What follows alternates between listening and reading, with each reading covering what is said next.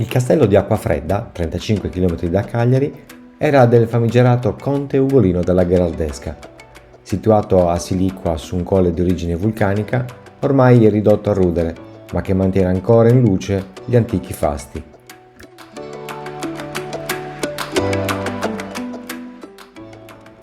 Tra le figure del nostro Medioevo, una in particolare ha sempre catturato la mia attenzione.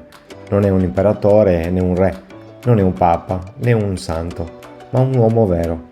A volte un vincente, altro un sconfitto. Sicuramente un uomo d'azione che ha segnato in maniera indelebile il 200. Ugolino della Gherardesca, per tutti il conte Ugolino.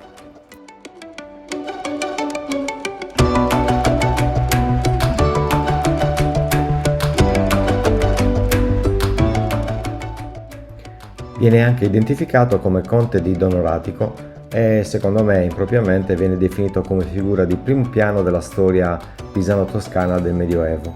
Ecco, io credo invece debba essere considerato un protagonista della scena sarda.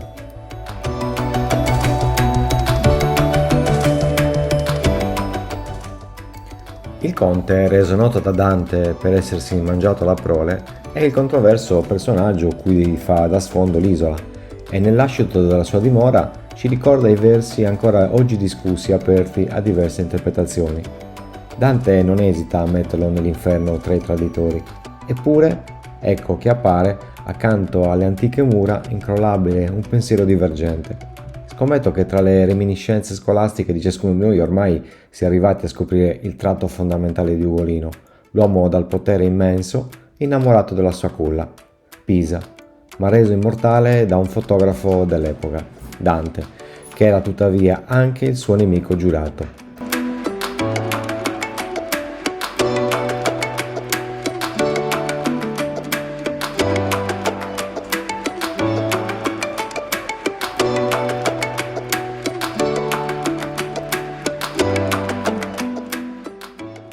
La storia si srotola e ci mostra come il conte, strattonato dai fatti, finisca in una congiura di nobili pisani che lo richiuderanno nella torre della Muda, insieme ai due suoi figli, Gaddo e Uguccione, e ai nipoti, Anselmuccio e Nino, dove morirà nel 1289.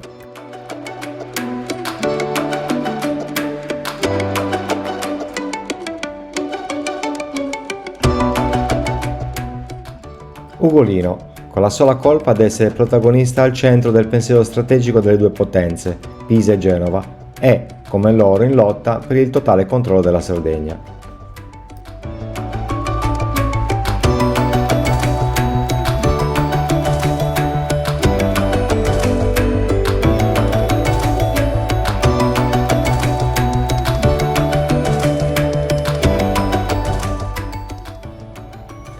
E non c'è linea commerciale verso l'Oriente che in qualche modo non possa toccare l'isola. Pertanto, controllare la Sardegna significa creare una testa di ponte verso il Nord Africa e il Medio Oriente, ma in maniera ancora più sottile avere il pieno controllo del Tirreno e di tutti i traffici da e per la penisola, che dico, da e per almeno 3 continenti.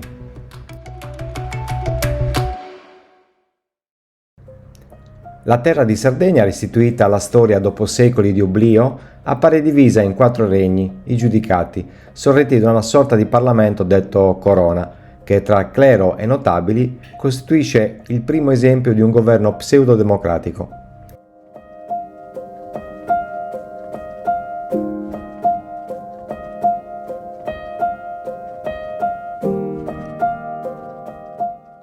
I tempi sono quelli del conflitto tra Guelfi e Ghibellini.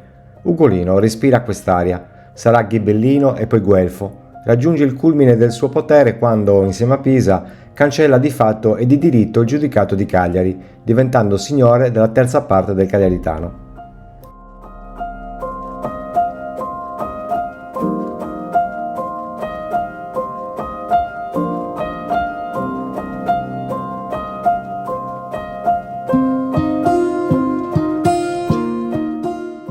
Ma la sua presenza nell'isola risale al 1252, quando fu vicario di re Enzo, figlio dell'imperatore Federico di Svevia, il Barbarossa che dal 1238 è marito di Adelasia, giudichessa di Torres.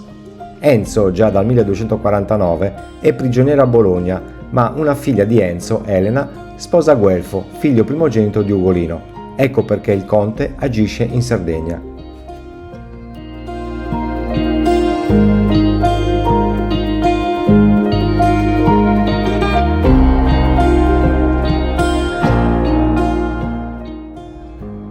Dopo la fine del potere dei Gherardesca, per il nostro castello, così come per gli altri, è l'inizio di un inesorabile declino.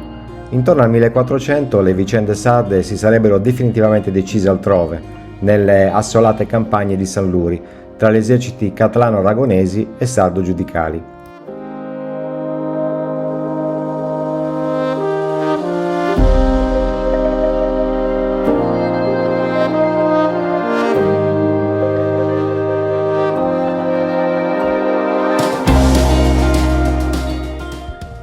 Abbandonato e in balia dell'incuria, il castello di Acquafredda ha perso la sua grandezza, ma non la fierezza alimentata dallo spessore della sua storia.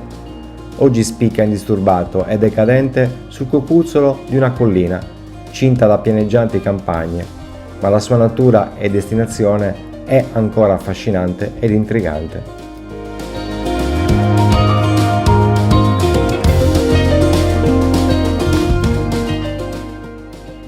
Cogliere quanto il conte Ugolino, nell'individuazione della potenzialità che il sito offriva in uno sviluppo futuro e in relazione alla politica territoriale, nel controllo puntuale del territorio di pertinenza e soprattutto nella capacità difensiva, quando la storia avrebbe modificato i rapporti con gli alleati, e cogliere l'essenza dell'uomo, dagli indiscutibili requisiti del puro stratega.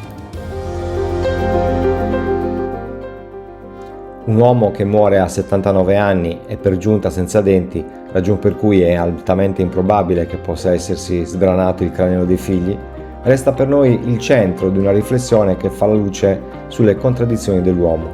Se da una parte Ugolino ha fatto la Pisa di Piazza dei Miracoli, dall'altra ha indubbiamente accentrato una forza che accedeva alle ricchezze della Sardegna, dove in 30 anni di dominio ha dimostrato una sua visione d'insieme che certamente attiene a quella complessità che sarebbe riduttivo vedere agita solo a protezione della propria famiglia. Era un'impressionante macchina da guerra. Lui era oltre.